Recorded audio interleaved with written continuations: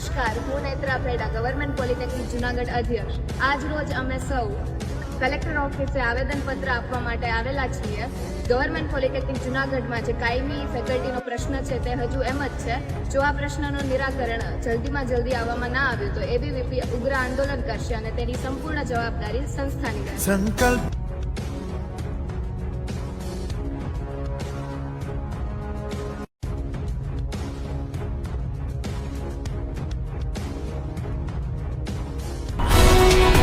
ગુજરાતભરના તાજા સમાચાર મેળવવા માટે અમારી ગુજરાત નેશનલ ટીવી ન્યૂઝને સબસ્ક્રાઇબ કરો, બેલ આઇકોન પર ક્લિક કરો.